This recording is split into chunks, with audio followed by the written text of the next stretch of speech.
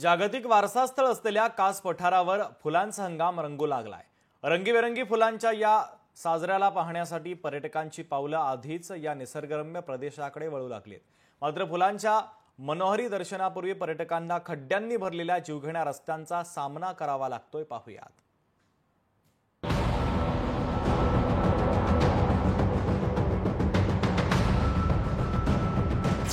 कास पठाराकडे जाणाऱ्या रस्त्यांची चाळण, खड्डे करतायत पर्यटकांचं स्वागत। निसर्गाचा आनंद घेण्यासाठी आलेले पर्यटक त्रस्त। जागतिक वारसा स्थळ प्राप्त झालेल्या कास पठारावर फुलं फुलायला सुरुवात झाली आहे। लवकरच हंगाम सुरू होणार असून आतापासूनच पर्यटकांची पावलं या निसर्गरम्य प्रदेशाकडे वळू लागलीत। मात्र फुलांच्या या मनमोहक दर्शनापूर्वी पर्यटकांना खड्ड्यांनी भरलेल्या रस्त्यांच्या जीवघेण्या प्रवासाला सामोरे जावं लागते।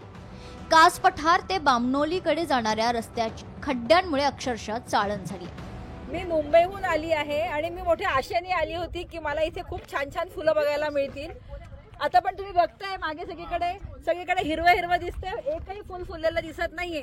आणि आता मला इथे दिसतंय काय तर हे सगळे खड्डे, रस्त्याला पडलेले खड्डे। आणि हे बघा कसे पाणी कसे लोक चालणार, कशा गाड्या चालतील आमच्या। सो याच्यात शासनाने थोडं लक्ष घालावं आणि रस्त्यांची जरा दुर्व्यवस्था झाली आहे ती चांगली करावी आणि रस्त्यांची हालत चांगली बनवावी। एवढं सुंदर कास पठार बघण्यासाठी येताना आमचं स्वागत फुलांनी होतंय की या खराब रस्त्यांनी होतंय ते कळत नाही आम्हाला। आणि यावर्षी खूपच पर्यटक अपेक्षित आहेत, खूप टुरिस्ट येण्याची अपेक्षा आहे। त्याच्यामुळे आमची एवढीच विनंती आहे की लवकरात लवकर या रस्त्याला चांगलं करावं, जेणेकरून या आपल्या सातारा जिल्ह्याच्या टुरिझमला चांगला वाव मिळेल। सातारा शहरापासून घाट रस्त्याच्या पायमाथ्यापर्यंतचा रस्ता सुस्थितीत असला तरी घाट रस्ता फाटा ते कास तला आणि पुढे कासगाव पर्यंतचा प्रवास खराब रस्त्यामुळे अत्यंत धोकादायक बनलाय।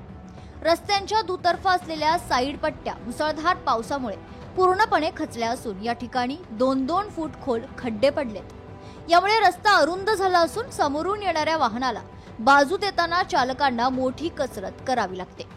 हंगाम पूर्णपणे सुरू होण्याआधीच सुट्टीच्या दिवशी या भागात पर्यटकांची मोठी गर्दी होते। हा रस्ता अरुंद आणि खड्डेमय असल्यानं इतर वाहनांना बाजूने पुढे जाणं अशक्य झाले। त्यामुळे 1 ते 2 किलोमीटर पर्यंत वाहनांच्या लांबच लांब रांगा पाहायला मिळतात। निसर्गाचा आनंद घेण्यासाठी आलेले पर्यटक या गैरसोयीमुळे त्रस्त झाले असून या रस्त्याची तातडीनं डागडुजी करण्याची मागणी जोर धरू लागली। श्री शिवेंद्रराजे भोसले यांना माझी विनंती आहे की त्यांनी हे जे खड्ड्यातले रस्ते आहेत किंवा या रस्त्यातले खड्डे आहेत यांना एकदा दुरुस्त करावे, जेणेकरून पूर्ण महाराष्ट्रातून भारतातून जे पर्यटक येतात ते या स्वर्गात म्हणजे जिथे फुलांचा स्वर्ग आहे तिकडे येतात, त्यांना अनुभवायला मिळेल, आनंद मिळेल। कास पठारचं बरंच नाव ऐकलं होतं आणि पावसाळ्यानंतर जी हिरवळ इकडे बघायला मिळते त्याच्यासाठी आलो आणि खूप आनंदित झालो की आपल्याला कास पठार जायला मिळणार, चांगली खूप फुलांनी आपलं स्वागत होणार। पण मात्र जेव्हा इकडे रस्त्यांवर आलो तर माहितीच नाही पडलं की रस्त्यात खड्डे आहेत का खड्ड्यात रस्ता आहे म्हणून। प्रशासनाच्या दुर्लक्षामुळे पर्यटकांचा आनंद हिरावला जातोय। पर्यटकांमधून तीव्र नाराजी व्यक्त होते। त्यामुळे जागतिक वारसा स्थळ असणाऱ्या फुलांचे कास हंगाम लवकर सुरू होत असून पुढील 8 ते 10 दिवसात प्रत्यक्ष कास पठारावरील फुलं पाहण्यासाठी पर्यटकांना कास व्हॅलीमध्ये सोडण्यात येणार आहे। त्याआधीच या परिसरातील हे रस्ते पूर्णतः खड्डेमुक्त होऊन पर्यटकांसाठी चांगली सेवा देतील अशी आशा व्यक्त होते।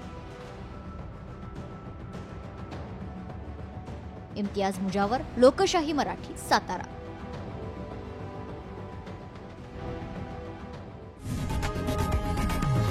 लोकशाही मराठी ऐका, पहा, जागरूक रहा।